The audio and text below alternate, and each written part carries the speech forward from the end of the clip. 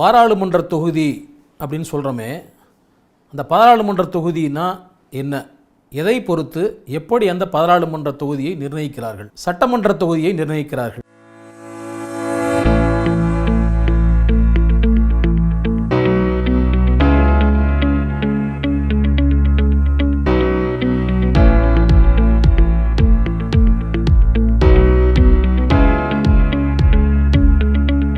பாராளுமன்ற தொகுதியாக இருந்தாலும் சரி, அது சட்டமன்ற தொகுதியாக இருந்தாலும் சரி, நிர்ணயிப்பதன் அடிப்படை மக்கள் தொகை.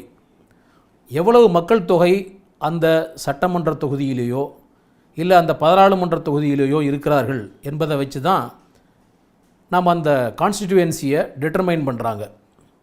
இது அண்டர் தி கான்ஸ்டிடியூஷன் என்ன பண்ணுறாங்கன்னா, டீலிமிட்டேஷன் கமிஷன் அப்படின்னு ஒன்று இருக்குது. அந்த டீலிமிட்டேஷன் கமிஷன் மக்கள் தொகை கணக்கெடுப்பை செய்வாங்க. அதாவது எவ்ரி 10 years இந்த மக்கள் தொகை கணக்கெடுப்புங்கிறது ரொட்டீனாக நடந்துக்கிட்டே இருக்கும். 2001 ஒரு கணக்கெடுப்பு நடத்தினாங்க. அதன் பிறகு 2011 மக்கள் கணக்கெடுப்பு நடத்தினாங்க. அதன் பிறகு 2021 நடத்தப்பட வேண்டிய கணக்கெடுப்பு இந்த கொரோனா அப்படிங்கிற ஒரு கொடிய நோயால் தள்ளி வைக்கப்பட்டிருக்கிறது. அது 2026 கணக்கெடுப்பார்கள் என்று எதிர்பார்க்கப்படுகிறது. இதை வச்சு நிறையா பொலிட்டிக்கல் பார்ட்டிஸ் அதற்கு வேறிய சாதி வாரியான கணக்கெடுப்பு எடுக்கணும், இல்லை கணக்கெடுப்பு எடுக்க வேண்டும் என்று இருவேறு தகவல்களை சொல்லி கொண்டிருக்கிறார்கள். பட் ஆனால் மக்கள் தொகையை பொறுத்து தான் ஒரு பார்லிமெண்ட்ரி கான்ஸ்டிடியூவன்சியோ ஒரு சட்டமன்ற தொகுதியோ அமையும். அது பார்லிமெண்ட்ரி கான்ஸ்டிடியூவன்சியில் என்ன சொல்கிறாங்க, 6 மில்லியனுக்கு மிகாமல் இருக்க வேண்டும் ஒரு கான்ஸ்டிடியூவன்சின்னு சொல்கிறாங்க. நம்மள்கிட்ட இப்போது நார்மலாக பார்த்திங்கன்னா ஒரு கான்ஸ்டிடியூவன்சி பார்லிமெண்ட்ரி கான்ஸ்டிடியூவன்சியில் ஒரு 12 லட்சத்திலிருந்து 15 லட்சம் 16 லட்சம்ன்ற தொகுதி சில மாறுபாடுகளோடு இருக்கும். 6 சட்டமன்ற தொகுதிகளை உள்ளடக்கியது தான் ஒரு பாராளுமன்ற தொகுதி அப்படிங்கிற அடிப்படையில் தான் நாம் இப்போ பிரிச்சுக்கிட்டு வரோம். இந்த டீலிமிட்டேஷன் ப்ராசஸில் இப்பொழுது தனி தொகுதியாக இருக்கிறது.